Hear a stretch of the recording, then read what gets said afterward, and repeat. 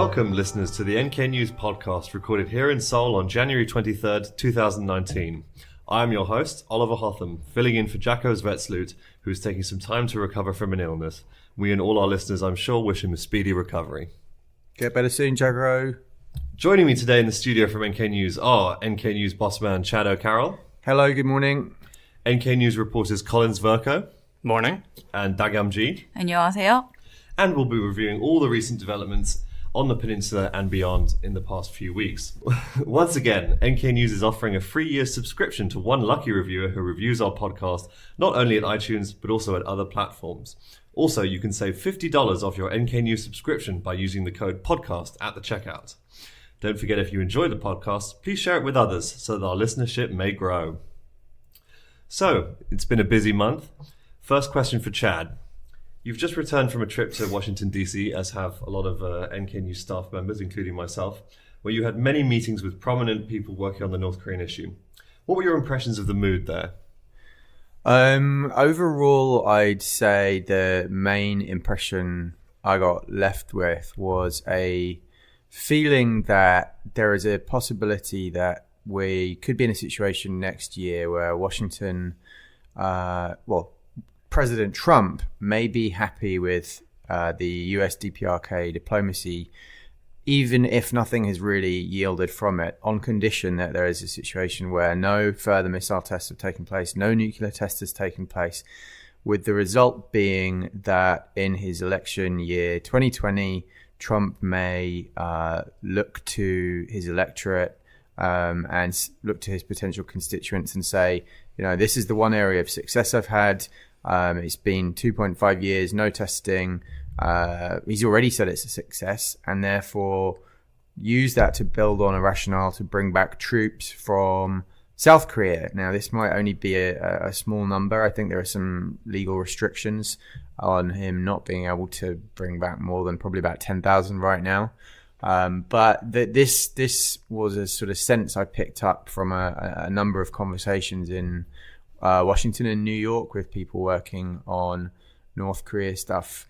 The other thing was that those working on the issue in government I spoke to didn't seem greatly optimistic about the prospect for real denuclearization anytime soon. And what I found interesting was that while there are signs that the US may be open to further humanitarian exemptions and softening of sanctions in that particular area, I got the sense that North Korea may not be willing to look at that as something of a concession to push the ball forward.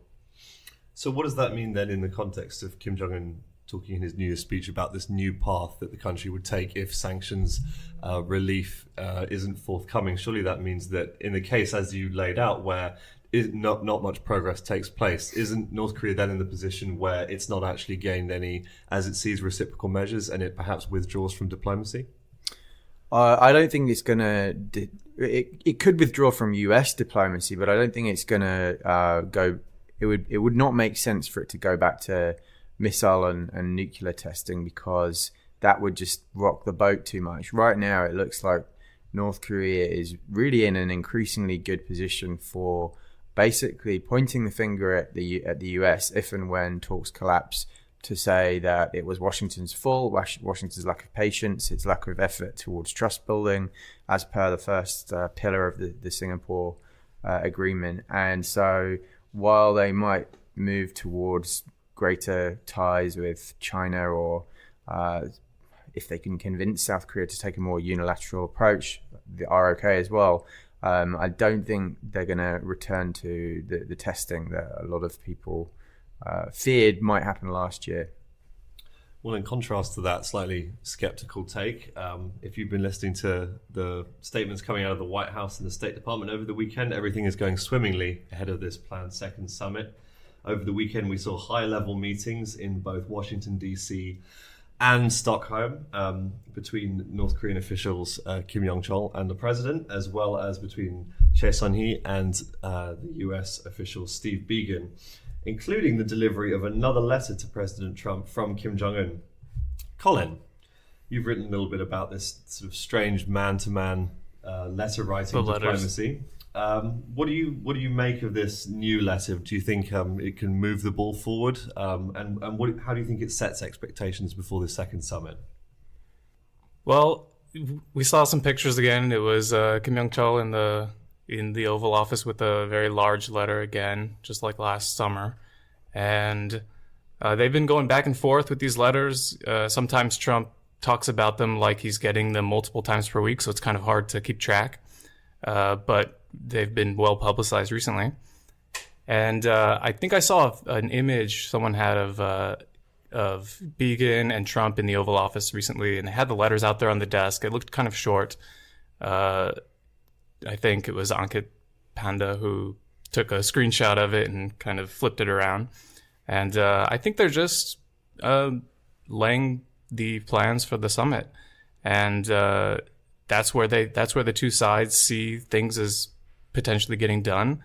Although we have this working level talks too. So we really don't know if the working level talks are mostly about the summit or if they're also talking about potential concessions that are going to come out of some agreement.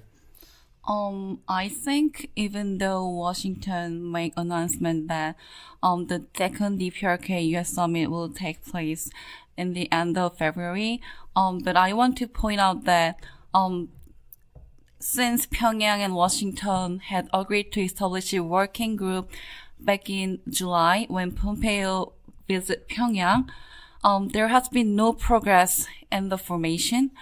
So even though there will be second DPRK US summit in late February, I think both still focused on top-down approach. And I'm not sure, I'm skeptical about how this approach will work because, in terms of denuclearization, we still need someone who can deal with the issues in terms of like technical and other stuff. So I think it's time to more focus on working level talks.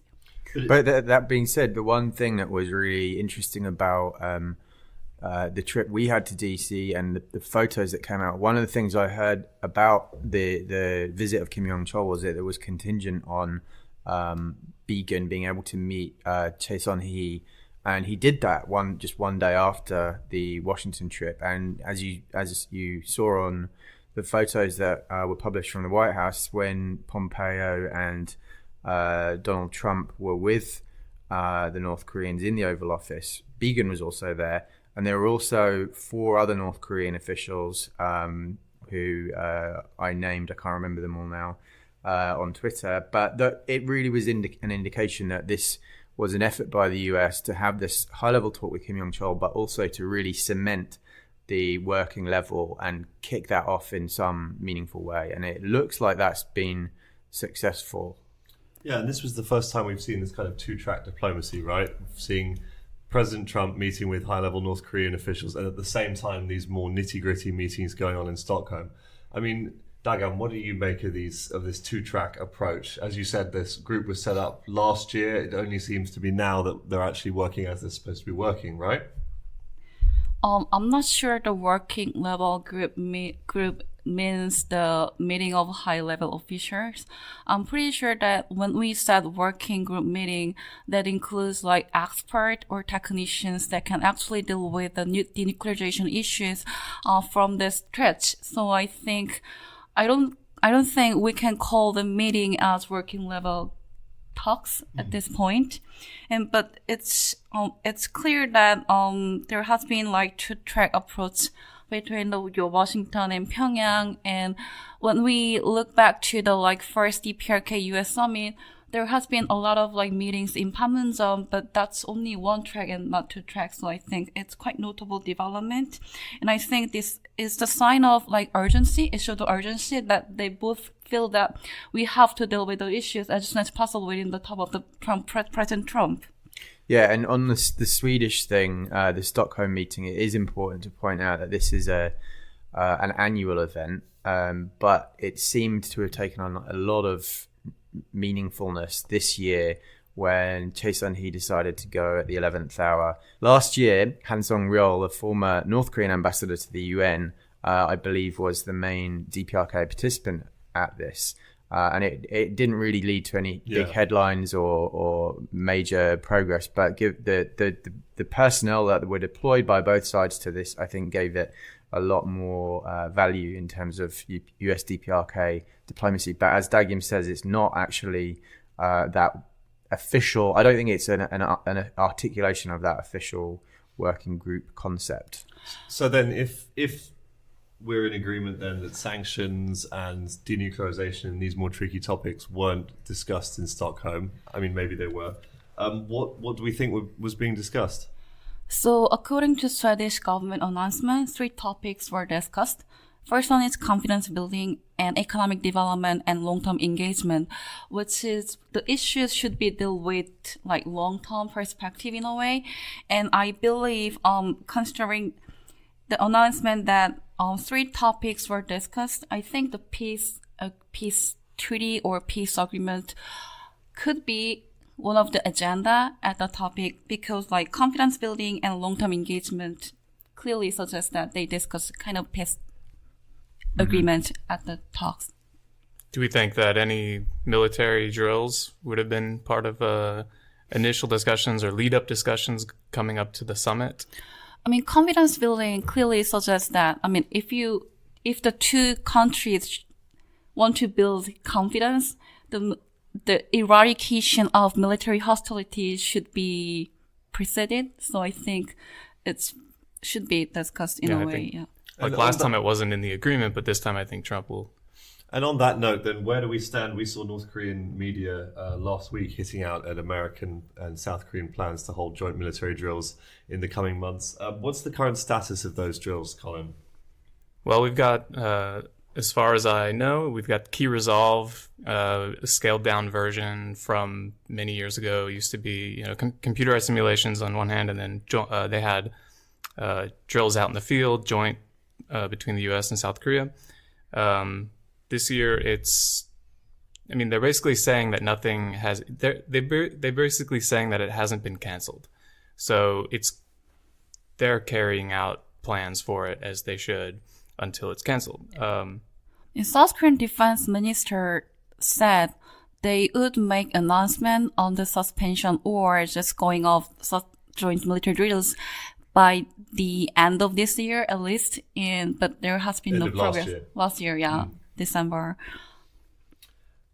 Yeah, so it's probably gonna be dependent upon talks leading up to the summit. Even though if the summit occurs in late February, then the drills are scheduled to start in early March, and we'll just have to see how that all plays out. But it's totally normal for North Korean media to be spouting off about how they wish them to end. And on the topic of that second summit, it now seems fairly clear to all commentators that the location will be Vietnam. I think either Da Nang or Hanoi have been floated. What do we make of that choice? Do we see Vietnam as potentially a model for North Korea? Or is it just a convenient location, sort of a country that has good relations with the US, but also has a historic relationship with Pyongyang? Chad, what do we think? Yeah, probably both. It's in a country where the population are unlikely to be protesting against Kim Jong Un's presence, which is important from the aesthetic perspective for North Korea. We just had a North Korean foreign ministry visit to Vietnam in December, so I think that suggests that there's going to be, and in that visit there was talk of Vietnam's economic model. So yeah, it has 2 sets of benefits. For the US, it's there's been some question as to whether Da Nang is historically a good shout for the US because of its site of a historic US defeat during the Vietnam War. Yes. Yeah. North Koreans might like that though. Exactly. So Da Nang as well. One thing about Da Nang is that it would imply that if the North Koreans go to Hanoi first for a bilateral meeting with the Vietnamese leadership, then it's just another travel vector away. So it adds a bit more of a security hassle for the North Koreans. So I don't know. I'm still not utterly convinced it will be in Da Nang, but we'll see. And Dagyum, what do you make of this idea of doi moi with DPRK characteristics? Then this idea that North Korea, as was discussed last year during Ri Yong Ho's visit, North Korea could pose some kind of development model for North Korea, retaining that one-party state system while also having some degree of economic liberalization? Actually, I researched the Vietnamese model and whether it can actually apply to the North Korea reform in the future. But the thing is, even though Vietnam and Korea shared a similar history, like division of the peninsula and division of the country, but economic structure was quite different. So one part of the Vietnam was rather focused on agriculture and the other was focused on industrial development. But I don't think any similarity in terms of industrial structures between Vietnam and North Korea. So I think North Korea may benchmark the Vietnamese model, but I don't think they can actually adapt the model to the current situations because of the difference of the industrial structure. But I think it's one of the good models, including China, Romania. Yeah. So what you're saying is then that North Korea is perhaps too heavily industrialized compared to Vietnam prior to Doi Moi? Not really. So at that time, there was like clear gap and they can use the advantage of like agriculture society back in like 1960s. But there has been huge gap between Pyongyang and other cities. So I don't think North Korea can actually gain benefit from the agriculture society. So I don't think, I mean, maybe they can use it, but I don't think that's ideal model. Or it could be, in some way. Hedge your bets. Yeah. And this week we've also seen news then that humanitarian aid to North Korea is going to be made easier. This follows comments by Beijing in Seoul last year, following a year of reporting by NK News and other outlets, which revealed that sanctions were placing huge restrictions on what aid organizations were able to do. The US is now saying that this will be made easier. We saw 4 exemptions related to humanitarian aid from the UN Security Council just this week. Chad, does this represent some kind of softening of sanctions or some kind of concession to North Korea, or was this just a long overdue kind of administrative corrective? I think the problem is that some in the US think this is a concession, and it does come after a month where the US has been a lot more restrained in terms of building or maintaining the maximum pressure policy. We've seen no new designations from Treasury. The State Department haven't put out any more human rights reports or proclamations. And so it looks like there has been some effort to try and build goodwill. But my sense is, from the North Korean perspective, this is really nothing. There are already carve-outs in every UN Security Council resolution for humanitarian exemptions. Why then is the US being flexible on something that's already committed to do a concession to the North Koreans? So I've concerns that this is not going to really move the ball forward. And the problem is, from what I heard in DC, is that there's not much appetite at working US level for anything more than very, very minor humanitarian exemptions. And so it does raise the question as to what can really be achieved in Vietnam at a second summit. And I think we're going to have to see some flexibility from one or both sides. And it's just hard to see where that's going to come from right now. I would point out, though, that while the North Koreans may not see humanitarian aid as a concession, we should recall that in 2012, during the Leap Day deal, food aid was a big part of what the US was offering to North Korea for a moratorium. So Kim Jong Un himself has, led the DPRK at times in the past where that has been viewed as currency. So, maybe we can't rule it out if the potential give is big enough. And do recall that South Korea has, about $8 million that they wanted to put through the UN system. I know the US is still quite opposed to that, but maybe some green lights surrounding that, and maybe the US putting in a huge chunk of money into the UN framework in North Korea could also help build trust, at least. That being said, there's a view among a lot of, I guess I would say, more conservative or hardline commentators and observers, at least in the US, that perhaps the next summit might see President Trump so desperate to make progress on this that he offers North Korea some kind of sanctions relief or some kind of lower level agreement that will allow for, say, the reopening of Kaesong in South Korea. I mean, how likely do we think that there will be some kind of sanctions relief in 2019? I think it's very likely there'll be sanctions relief, but it won't be described as that. There'll be an effort to just say maximum pressure is prevailing. But we already see in the data the number of sanctions exemptions that they are all kind of microscopic in nature, but they are increasing. And you also see a blind eye being turned by the US to China, which is manifestly breaching huge swathes of the sector level sanctions.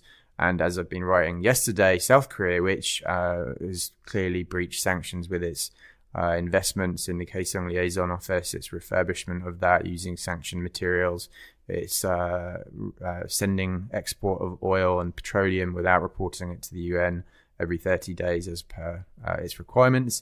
You know, I think we can expect to see more of that kind of behavior. And then I guess if the North Koreans at Vietnam could be persuaded to do some kind of simultaneous exchange of concessions where they just say, we agree to shut down Yongbyon in front of inspectors on condition that, you know, X, Y, and Z sanctions lift the same day. Maybe something like that. Well, in September they said that they would shut down Yongbyon in exchange for reciprocal measures from the United States. Could that be the so-called reciprocal measures? Yeah, but the phasing has been the block so far, right? I think we need to see a bit more clarity on what would come first, and no one wants to play their hand first in this engagement. And then on the topic of sanctions and inter-Korean relations, the never-ending story of Kaesong and the businessmen that are hoping to visit.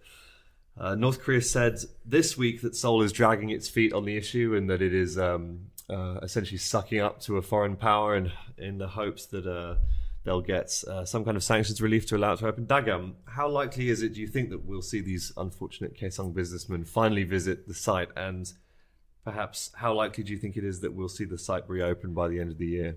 So when we look at the coverage of DPRK media last year and in 2017, the DPRK media outlet said we wouldn't permit the visit by KIC businessmen to the factories. But nowadays, DPRK media said, we welcome their visit, but South Korean government blocked their visit because of the US. And the KIC people originally want to visit their factory for inspections on January 16th, but the government didn't allow them to go there. So I think if North Korea is happy with their visit and the US is kind of barrier now, I think it's likely that they can go and check their facility within this year at least. Well, a visit by those businessmen has kind of been seen as something of a canary in the coal mine, right? The idea is, well, if those guys can go, then the South Korean government is more open to opening the complex. You know, we've seen talk, the two Koreas already agreed that they were going to reopen the plant last year. When conditions were met. What kind of conditions might those be? Well, we're going to have to see sanctions relief. That's the UN sanctions prevent it from opening, and so it's not going to open until some deal between the US or the US can push for sanctions relief at the UN level. Everything else, no matter how much they want to open it, that seems to be the barrier. The Treasury sanctions as well, I think, are probably more and the executive orders are more of an issue, I would imagine. The UN ones prevent the joint ventures. There may be some creative way to get around that. They also prevent the bulk transfer of cash. Josh Stanton actually made a really interesting suggestion on his blog that one way to test North Korea's sincerity would be to allow Kaesong to resume operations and pay the workers in kind, like in food, consumer products, and create some kind of mechanism to ensure that they actually get them, but not transfer money. And, you know, wouldn't the problem with that idea be, though, that one of the central complaints about Kaesong was that it was essentially funding North Korean slave labor. Josh said it would still be slave labor. I mean, if you're paying them in food and, if you're paying them in choco pies, it doesn't really... I think it's still an interesting idea, and I'd be curious to see what the North Korean view would be on it. I imagine they wouldn't like it because it would be a kind of disrespect to their workers. And I don't think the two Koreas can resolve the issue by themselves, sadly. And the reason why the U.S. and ROK working group was established is that the Washington was really unhappy with the Panmunjom Pyongyang declarations, which include the resumption of Kaesong Industrial Complex and Mountain Gungang. So my view is the ideal scenario is that the Trump give concession of permitting the resumption of KIC and Mountain Gungang as corresponding measures in response to Pyongyang's measures for the denuclearization. I think that's the only scenario that we can imagine as of now, because even though the two Korea really want open KIC, I don't think there's any way that they can do it by themselves. Even though the North Korea said it's our problem because Kaesong was shut down by the Pak government, not by the UN sanctions. And Dagyum, we're talking a lot about Kaesong, and that's usually the side of this agreement that gets the most attention. But what about Kumgang? Would there be some space for inter-Korean cooperation there that wouldn't necessarily violate sanctions? It's kind of symbolic from both Korea because we began the inter-Korean economic exchanges, and that was the starting point, and that was the shutdown by the Lee Myung-bak government after the gunfire situation. So I think it's rather symbolic that both Korea can go back to the past where the exchanges existed. So I think in terms of the issues, I think that's symbolic. Rather, I don't think it's really beneficial for South Korea. You could have the North Koreans, if it isn't about cash and it's more about some sort of symbolic inter-Korean cooperation, you could have South Korean tourists getting free bus rides. What about North Korean tourists going to Soraksan? Yeah, that would be feasible, I think. Of course, Pyongyang would never allow it. Yeah, that's the issue. But I'd love to see that Moon offer that publicly to Kim, because on what grounds can he say no? He can't admit that there's a huge information problem and this could really undermine my legitimacy. And I think that it is really vital that people engaging with North Korea try and do it on a bit more of an equal grounds, because if it's just tours in an isolated spot in Kumgang-san or Wonsan, if this works out at the Kalma Peninsula, then it's really pretty meaningless as far as people-to-people contact goes. And I also want to raise the issue that President Moon has said that Mountain Gungang tourism and Kaesong Industrial Complex were beneficial to both Koreas. And I get it that Kaesong Industrial Complex was beneficial for South Korean small and medium enterprises, and I understand, but I don't still understand what is the logic that Mountain Gungang tourism can actually give benefits for the South Korean company. In terms of the issue, I think the government still needs to explain how it can benefit for the South Korean public, even though there was incident that one South Korean person were killed by a North Korean soldier. I think the view with Kumgang was always a more long-term vision, right? It was about getting in there, before everyone else. From inter-Korean engagement to DPRK Chinese engagement, January saw Kim Jong Un's first summit of the year. He went to China. Colin, what do you think motivated the North Korean leader to kick off his year with a meeting with Xi Jinping? Well, it seems to be it's his trip there before the summit with Trump to coordinate on the roadmap, so to speak, that they've made out with Russia and China and North Korea. And it's all just part of those two countries becoming closer and closer. And we see that they're having another art troupe exchange. This time they're going up to Beijing. That's going to happen this week. It was at the behest of Xi Jinping, right? He invited Kim Jong Un, and one of the things I remember in reading your analysis of that visit, Oliver, was that you had a line in there about how Xi Jinping had urged, theoretically, Kim Jong Un and Trump to meet halfway, and I think you were suggesting that this may have been an effort from the Chinese to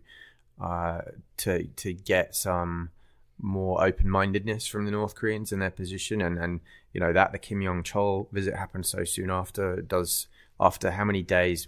I think there were almost 2 months that trip was delayed after Pompeo first raised it last year. So you got to wonder if there was some connection there, and she was doing some minor role as a kind of catalyst towards the US DPRK track. And North Korean media reporting that Kim Jong Un had once again invited the Chinese president to visit Pyongyang, and that invitation was conspicuously absent from Chinese state media coverage. Dagyum, how likely do you think a visit by Xi Jinping to Pyongyang is within the year? I mean, I have to point out that Kim Jong Un invited Xi Jinping during his first summit with Xi in March last year, and KCNA made the same report that we invite Xi to visit Pyongyang in March, and she accepted invitation, and it has never happened. But I think Xi Jinping's visit to Pyongyang will take place eventually within this year. The thing is, my view is that the sequence between Kim's visit to Seoul and Xi's visit to Pyongyang may suggest North Korea's foreign policy this year, or Kim's maybe suggest like clue about Kim's new way proposed in his new year. So I think if Kim Jong Un is willing to visit Seoul this year, I think Xi Jinping will also visit Pyongyang in this context. And of course, one of the most high-profile moments of the summit in China was Kim Jong-un's visit to a pharmaceutical factory in downtown Beijing, and subsequent reporting that Kim was interested in China's model of reform and opening up. Colin, what do you think was the purpose of that visit, I think, to what was the factory of some kind of herbal medicine?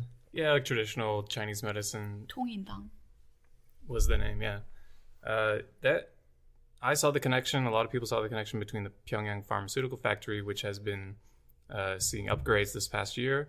That is, as our readers might know, that was jointly ran under the Pyeongsu joint venture with a foreign corporation.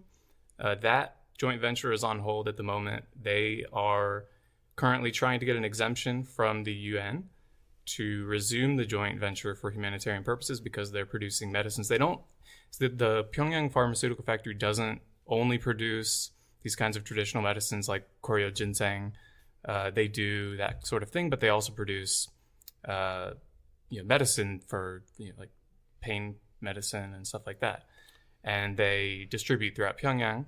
So they are still in operation and upgrading their facilities, but the foreign partner is not currently reaping the benefits, but they are still in partnership. Yeah, they had a really creative get around to the joint venture ban, which is effectively to give all ownership to the North Korean side, so it was no longer a JV, right. And I guess they trust that they'll get that back. And then is that the same factory that appeared in the Rodong Shinmun the next day? So the factory manager was saying, "You've really inspired us, Kim Jong Un, with your visit to the factory in Beijing," naming it. And so there's speculation that because that sector isn't sanctioned as exporting Koryo ginseng to China, which is very popular among Chinese tourists who go to Pyongyang, they could do that. And so maybe upping their production ability in that sector could be another source of foreign currency, or it's just a pride sector as well. They're very proud of that. Oh, I was telling Colin that when Chad and I went to Myohan-san to see the International Friendship Exhibition, there were lines and lines of Chinese tourists hoping to buy the fresh ginseng. They're much more interested in the ginseng than in the... Didn't you buy some tiger bones? No comment. Did you? Okay. I mean, Last remaining Siberian tiger in Korea. when we look at the Pyongyang Trade Fair, there is a number of pharmaceutical company, and the medicine industry is leading industry in North Korea. So in the context, Kim's visit to the Chinese pharmaceutical company is really significant. January 6th saw news out of South Korea's National Assembly that Jo Song-gil, a diplomat at the North Korean embassy in Italy, had defected. His fate, however, remains as yet unknown. Chad, what do we make of this story, and do we think that Jo will come to South Korea as Tae Yong-ho implored him to? Well, I found it very interesting that this was leaked first to 중앙일보, and 중앙일보 were the publication that first revealed Tae Yong-ho had defected to South Korea, and that was done in a rather improper way in terms of the usual protocol surrounding defections. There's not meant to be any publicity surrounding them. The Tae Yong-ho one, of course, there are big questions about why the Park Geun-hye government publicized it when it did. And so there has also been question marks surrounding why, presumably, National Intelligence Service sources told 중앙일보 about this, as we are in a situation where diplomacy is supposedly flowering and U.S. DPRK summits are on the horizon. Why release this information now? Perhaps some discontent on the part of the deep state here in South Korea with Moon Jae-in.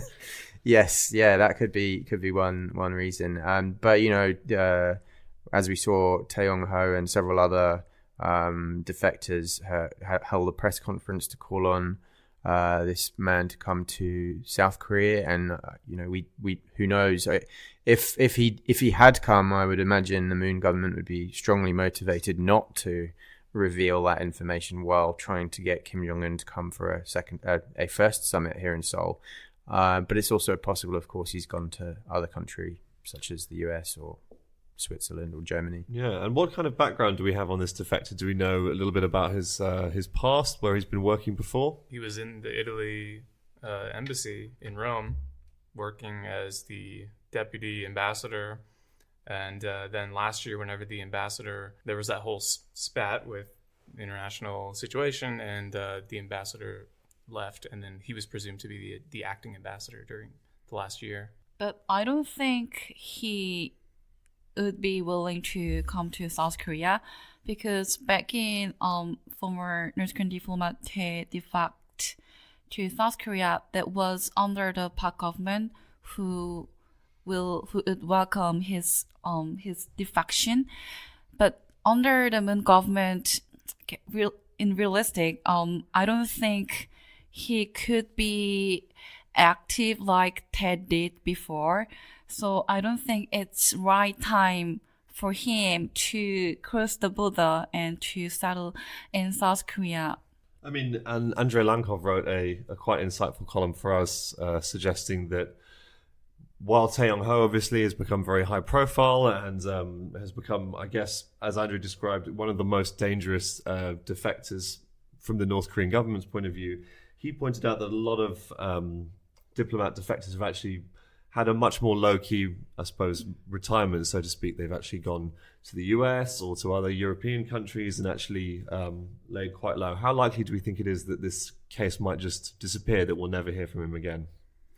Yeah, I think it's a strong possibility. I imagine that given the way the news leaked, that the Moon-appointed director of the NIS, Sah-hoon, might have been instructed by Moon's the Blue House to ensure further information is not leaked at such a sensitive time.